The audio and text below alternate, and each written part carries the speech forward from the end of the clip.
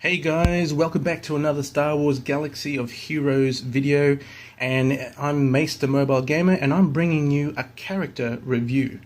Now, most of you know that I'm a free-to-play player.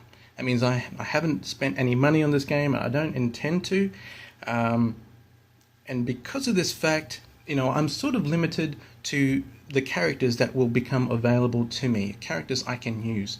I've managed to unlock Leia. I was pretty lucky. She's at 2 stars. She's a character that I like, but she's a character that I will not be able to use because I'm not going to get her up to around 7 stars, simply because I can't farm her because I'm not buying packs. Whereas Qui Gon Jinn, well, ever since he's become available in the Squad Cantina shipment, I've been farming him. Now, I was a little bit concerned about whether I'd be able to get him up to a level where I could use him anytime soon. And I want to tell you that I was pleasantly surprised.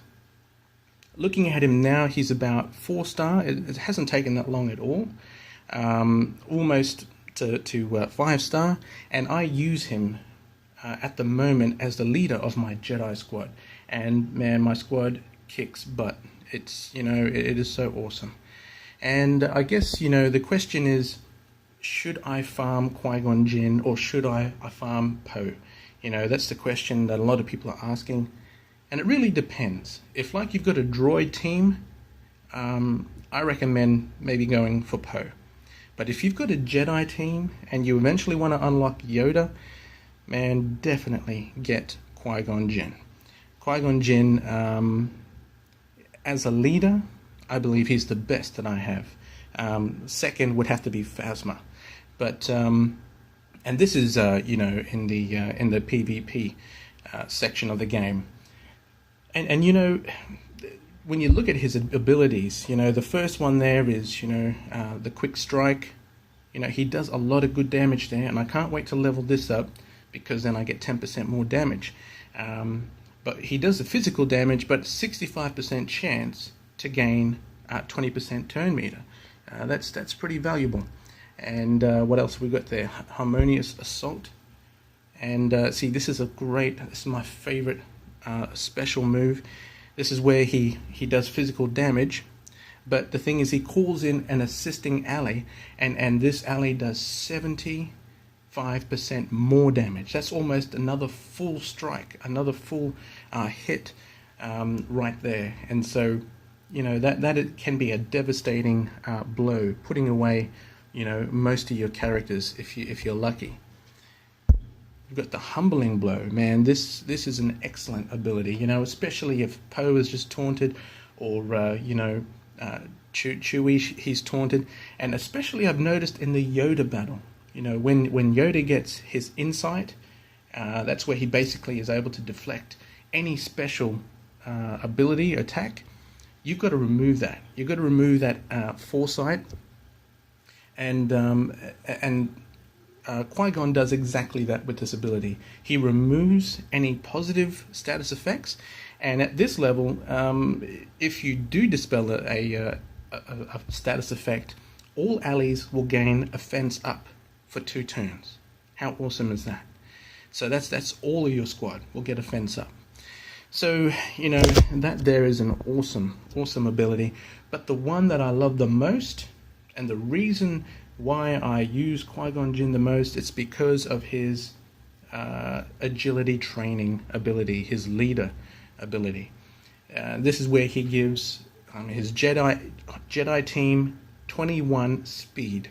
Okay, it takes your speed up by 21. What is speed? Well, speed is basically it determines how quickly your character will get to strike again, or whether if one character has high speed, another one has a low speed. The high speed character is going to get in first before the low speed character. So this is pretty important. It's one of the defining characteristics in whether a team will win or lose, I believe.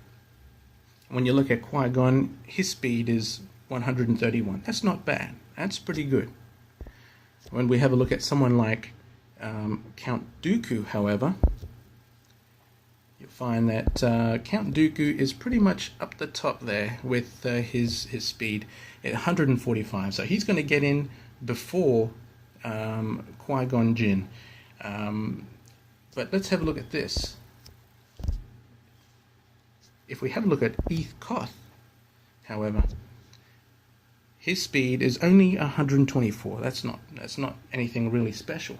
But add Qui Gon Jinn's bonus leader ability onto that, and if I leveled Qui Gon Jinn up, his level ability up one more to give 2 extra more points, I believe Eth Koth would get in there before Count Dooku, and I would definitely get in with his stun ability, because while that's the secret to getting Dooku down. You've got to stun him. You can't just do normal attacks while he's not stunned. He's just going to be countering, and if Phasma is the leader, man, he's just going to decimate your team.